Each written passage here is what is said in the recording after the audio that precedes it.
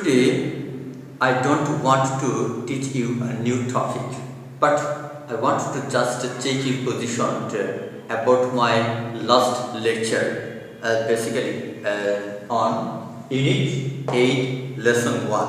On this lesson, already I have discussed many things to you. So, today I want to give you just two type question. Number one, fill in the gaps without clue, and the second question number two, you have to match column A with B, just according to the meaning of the sentence. One part, or that means column A, indicates just the synonym, and about the next column B. Just you have to match, you have to add with column A with B. So today just check your position how you have learned about this lecture, about this topic, Unit 8, Lesson 1. So let's start our class. তাহলে শিক্ষার্থী, আজকে আমি তোমাদের নতুন কিছু পড়াতে চাচ্ছি না। আজকে শুধু আমাদের গত ক্লাসে ইউনিট 8 লেসন 1 এর উপর যে আমি গল্পটি তোমাদের পড়িয়েছি, অথবা এখানে যে হিউম্যান রাইটস, মানবাধিকার সম্পর্কে যে তথ্যগুলো তোমাদেরকে আমি বলেছি, সেই তথ্যের উপর ভিত্তি করে আমি আজকে তোমাদের দুটি প্রশ্ন করব, ছোট ছোট দুটি প্রশ্ন। একটি হচ্ছে তোমার ফিল ইন দ্য গ্যাপস, শূন্যস্থান পূরণ করতে হবে যেখানে কোনো অপশন থাকবে না। তোমাকে এই পেসেসে, অর্থাৎ এই যে লেসন 1 ইউনিট 8 এর উপর ভিত্তি করে তুমি কি শিখেছ, তার উপর ভিত্তি করে তোমাকে এখানে উপযুক্ত কিছু শব্দ ব্যবহার করতে হবে তোমার নিজের বুদ্ধিমত্তা প্রয়োগ করে। দ্বিতীয়ত যে প্রশ্নটা করেছি সেটা হচ্ছে দুটি কলাম, এ কলামের সাথে বি কলাম তোমাকে মিল করতে হবে। এখানে প্রত্যেকটি সেন্টেন্সে এই কলামের যে বাক্যগুলো এখানে লেখা রয়েছে, অথবা যে তথ্যগুলো এখানে দেওয়া হয়েছে, এই তথ্যের তোমার প্রত্যেকটি সিনোনিম আমি এখানে লিখে দিয়েছি। অথবা প্রত্যেকটি সিনোনিম এমন নয়, জাস্ট একটি সেন্টেন্সের উপর ভিত্তি করে পরবর্তী সেন্টেন্সটি কি হবে, এই সেন্টেন্সের সাথে কোন সেন্টেন্সের অর্থটা মিল হয়, এমন কিছু সেন্টেন্স এখানে লিখেছি, সেগুলো তোমাদেরকে মিল করতে হবে। তাহলে আসো আমরা একটু চেষ্টা করি। প্রথম কোশ্চেনটা আমরা দেখি। এখানে দেখো যে আবার বলছি, এখানে তোমার fill in the gaps, you have to fill in the gaps without clues. এখানে কোনো ক্লু দেওয়া থাকবে না, কোনো শব্দ, সুইটেবল কোনো শব্দ এখানে দেওয়া থাকবে না। তোমাকে ব্যবহার করতে, তোমার বুদ্ধিমত্তা প্রয়োগ করে এই বেসিসের আলোকে লেসন 1 এর উপর ভিত্তি করে কোন ধরনের শব্দ তুমি ব্যবহার করতে পারো, যাতে এই ছোট্ট প্যাসেজটি মিনিংফুল করা যায়, অর্থপূর্ণ করা যায়। তাহলে শুরু করো। Human rights are has principles that. এখানে বলা হচ্ছে মানবাধিকার, অর্থাৎ এই যে মানুষের অধিকার, মানবাধিকার হচ্ছে আর ড্যাশ প্রিন্সিপাল, কিছু ড্যাশ ধরনের মূলনীতি, রীতিনীতি, যেগুলো কি করে দ্যাট, যা ড্যাশ করে ড্যাশ সার্টেন স্ট্যান্ডার্ড, সার্টেন মানে নির্দিষ্ট, কিছু সংখ্যক নির্দিষ্ট, স্ট্যান্ডার্ড মানে কি মানদণ্ড, কিসের মানদণ্ড, অফ হিউম্যান বিহেভিয়ার, মানুষের, এই যে মানুষের, সামাজিক মানুষের হিউম্যান রাইটস, অর্থাৎ মানুষের কিছু নির্দিষ্ট, মানুষের ব্যবহারের, আচার আচরণের কিছু মানদণ্ড যে তুলে ধরে, উপস্থাপন করে, সেটি হচ্ছে আমাদের মানবাধিকার। তাহলে এখানে কি ব্যবহার করতে পারি আমরা? দেখো যে হিউম্যান রাইটস আর ড্যাশ প্রিন্সিপাল, কোন ধরনের রীতিনীতি নির্দেশ করে, মোরাল, যেহেতু মানুষের মানবতা সম্পর্কিত বিষয়, তাহলে আমরা ব্যবহার করতে পারি এখানে মোরাল। তাহলে human rights are moral principles that describe, যেটা বর্ণনা করে, অথবা ব্যবহার করতে পারে এখানে প্রেজেন্ট, যেটা তুলে ধরে, উপস্থাপন করে certain standard of human behaviour. পুরো সেন্টেন্সটির সঠিক বাংলাটা হচ্ছে এরকম যে মানবাধিকার হচ্ছে ওই সমস্ত কিছু মানবিক মূলনীতি, নৈতিক মূলনীতি, যেগুলো কি করে মানুষের আচার আচরণের নির্দিষ্ট কিছু মানদণ্ড তুলে ধরে বা বর্ণনা করে। তাহলে আমরা এই নম্বরে যে অ্যান্সারটা লিখব সেটি হচ্ছে এখানে হবে মোরাল। moral। আর 2 নম্বরটা আমরা ব্যবহার করব এখানে describe।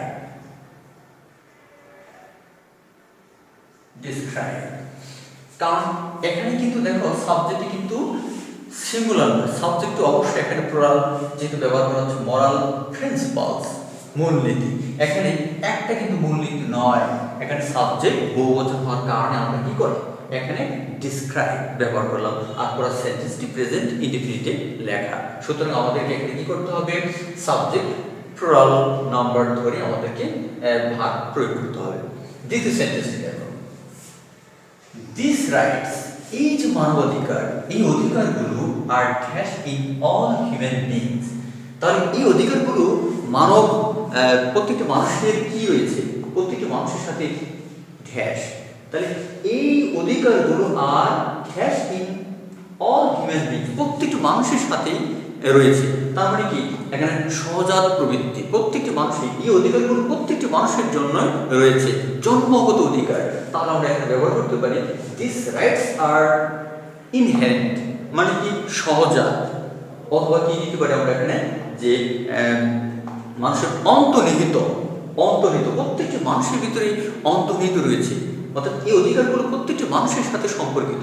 সুতরাং এখানে আমরা ব্যবহার করতে পারি ইনহেরেন্ট, মানে সহজাত অথবা অন্তর্নিহিত, ইনহেরেন্ট।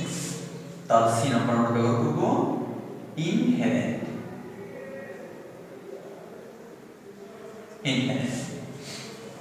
সাম থিঙ্কার্স, কিছু যারা চিন্তাবিদ রয়েছেন, বেশ কিছু চিন্তাবিদ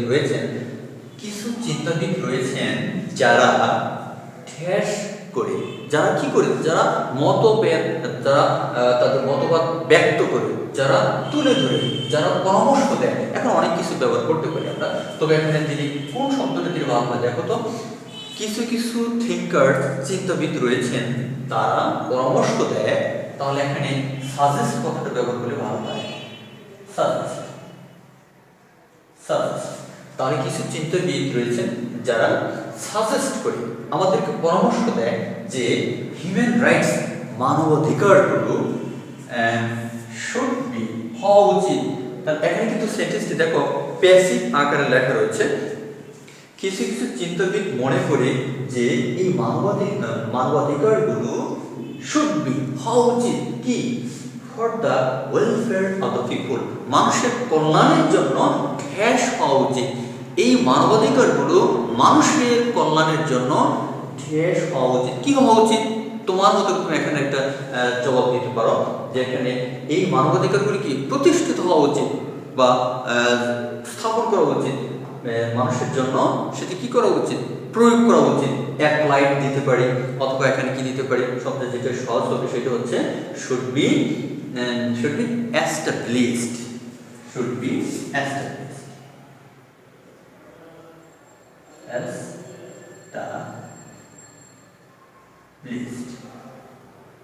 তাহলে আমরা এখানে established ব্যবহার করলাম, should be, অথবা applied ব্যবহার করতে পারো। এখানে established কথাটি ভালো হয়, তবে applied কথাটি তোমরা ব্যবহার করতে পারো। এটা গেল এখানে। তাহলে প্রথম যে শূন্যস্থানটি আমরা ব্যবহার করলাম সেটা হচ্ছে উইদাউট ক্লু। তাহলে যে প্যাসেজ থেকে তোমার কি একটা শূন্যস্থান থাকবে, সেই প্যাসেজটি তোমার যদি ভালোভাবে জানা না থাকে, অনেক সময় দেখবা প্যাসেজের ভিতরে এমন কিছু কথা আছে যেটা সরাসরি বলা হয়নি কিন্তু বলা যেতে পারে, সেই কথাগুলো কিন্তু তোমার প্যাসেজে সংক্ষেপে উল্লেখ থাকবে। তোমার বুদ্ধিমত্তা ব্যবহার করে সেন্টেন্সের সাথে মিল রেখে তোমাকে কিছু শব্দ ব্যবহার করতে হবে। তাহলে এক নম্বর আমরা শেষ করলাম। এবার দ্বিতীয় যে প্রশ্নটি রয়েছে, কলাম এর সাথে বি কলাম মিল করতে হবে। প্রথম প্রশ্নটি পড়ো, যেমন এখানে বলেছি নো ওয়ান মেবি, কোনো মানুষ হতে চায় না মেবি, তাই একের সাথে তো প্রত্যেকটি মিল করতে, কোনটা মিল? নো ওয়ান মেবি যদি বলি টু আরবিট্রারি, আরবিট্রারি মানে কি, খামখেয়ালিপনা, স্বেচ্ছাচারিতা, অ্যারেস্ট, অর্থাৎ খামখেয়ালিভাবে কি হতে চায়, খামখেয়ালিভাবে তোমার অ্যারেস্ট, আটক করা বা গ্রেপ্তার করা, ডিটেনশন, আটক, এটা মিলে নেই, সেন্টেন্সে কখনো মিলছে না। তাহলে আমরা কোনটা মিল করতে পারি এর সাথে? নো ওয়ান মেবি, কোনো মানুষ হতে চায় না, এই সেন্টেন্সটি একটু পড়ো। এন্টাইটল মানে কি? এন্টাইটল কথার অর্থ হচ্ছে আমাদের শিরোনাম দেওয়া অর্থাৎ লিপিবদ্ধ হওয়া। কোনো মানুষ হতে চায় না এন্টাইটল শিরোনামে ধার্য হওয়া বা কোনো লিস্টে পড়া উইদাউট এনি ডিসক্রিমিনেশন মানে লিঙ্গ বৈষম্য to equal protection of the law. এখন মূল কথাটা হচ্ছে কোনো মানুষই চায় না আইনের চোখে আইনের দৃষ্টিতে সে কি হোক বৈষম্যের শিকার হোক। অর্থাৎ কোনো মানুষই আইনের চোখে আইনের কাছে কখনোই বৈষম্যের শিকার হতে চায় না। অর্থাৎ সে সবসময় আইনের কাছে কি চায়? ন্যায্য তার যে অধিকার সেটি চায়, সমান অধিকার চায়। তাহলে এখানে আমাদের এই এর সাথে আমরা 2 নম্বরটা মিল করতে পারি। তাহলে এখানে আমরা কিভাবে করব? তাহলে একের সাথে 2 আমরা মিল করলাম, কারণ এই সেন্টেন্সের সাথে অন্য কোনো সেন্টেন্সের এখানে মিল খুঁজে পাওয়া যাচ্ছে না। সুতরাং এই সেন্টেন্সের সাথে দেখা যাচ্ছে এখানে 60%, 50% অথবা 70%, 80% মিল রয়েছে এই সেন্টেন্সের সাথে। সুতরাং আমরা এখানে একের সাথে 2 মিল করতে পারি।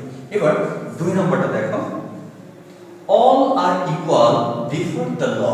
এই পৃথিবীর প্রত্যেকটি মানুষই আইনের নিকট আইনের সম্মুখে সমান, ইকুয়াল এন্ড আর, এবং তারা এখানে পরের সেন্টেন্সে ব্যবহার করা হয়েছে আর এন। তাহলে এখানে বি এর সাথে দেখো কি ব্যবহার করতে পারি? এখানে যেহেতু এখানে আর রয়েছে সুতরাং আর এর সাথে এখানে একটা সেন্টেন্স তৈরি করতে হবে আমাদের, যে আর এর সাথে কখনো টু হবে না, এটা এমনিবার। তারপরে দেখা যায় আর এর সাথে কখনোই এস এ পারসন বিফোর, এটাও কিন্তু কখনো মিলবে না। সুতরাং এটাও কিন্তু আমরা বাদ দিতে পারি। সুতরাং তাহলে দেখা যাচ্ছে all are equal before the law and are compel to belong to an association. প্রত্যেকটি মানুষই চায় সকলের সাথে মিলেমিশে বসবাস করতে, শান্তিপূর্ণভাবে অবস্থান করতে। সুতরাং এই সেন্টেন্সে বি এর সাথে আমরা এখানে 3 মিল করতে পারি। এবার সি নাম্বারটি খেয়াল করে দেখো, সি কি বলা হচ্ছে?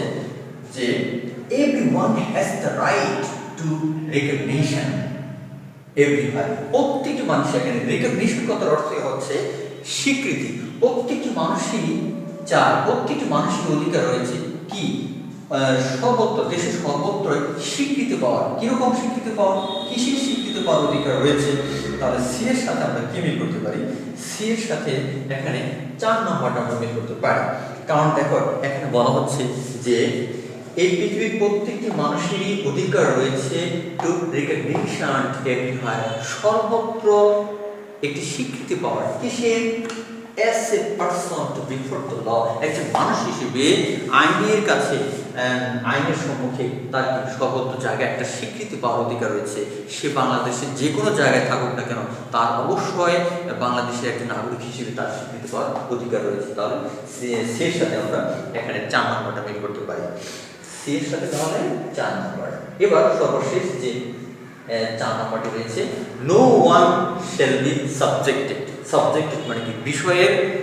বিষয়ে সাব্যস্ত হওয়া। তাহলে no one shall be subjected, কোনো মানুষ হতে চায় না। কি হতে চায় না? একটা সর্বশেষ যে সেন্টেন্সটি রয়েছে কলাম বি নাম্বার 1, এখানে দেখো যে আরবিট্রারি মানে স্বেচ্ছাচারীভাবে খামখেয়ালিপনাভাবে অ্যারেস্ট, গ্রেপ্তার হতে। তাহলে দেখো এই সেন্টেন্সের সাথে কিন্তু একে যথেষ্ট একটি মিল খুঁজে পাচ্ছি, কারণ এটি সেন্টেন্সের সাথে একটি অর্থের একটা সমন্বয় রয়েছে। কারণ পৃথিবীর কোনো মানুষই চায় না টু আরবিট্রারি অ্যারেস্ট, পৃথিবীর কোনো মানুষই চায় না খামখেয়ালিভাবে বা ইচ্ছার বিরুদ্ধে অন্যায়ভাবে গ্রেপ্তার হতে। তারপরটা বলছে ডিটেনশন, আটক হতে। ডিটেনশন মানে আটক, আর সর্বশেষ অর এক্সাইল অথবা নির্বাসিত জীবন, বনবাস। তাহলে কোনো মানুষ কি চায় যে স্বেচ্ছায় সে বনবাস হবে, বন জঙ্গলে অবস্থান করবে, নির্বাসিত হবে, একাকিত্ব জীবনযাপন করবে? সে কখনো কিন্তু এটা চায় না। সুতরাং এই 4-এর সাথে আমরা একের মিল খুঁজে পাচ্ছি। তাহলে এইভাবে আমাদের কি করতে হবে? সেন্টেন্সগুলো মিল করতে হবে। তো আজ এই পর্যন্তই। পরের ক্লাসে আমরা নতুন কোনো বিষয় নিয়ে হাজির হবো। সে পর্যন্ত প্রত্যেকে ভালো থেকো। আসসালামু আলাইকুম।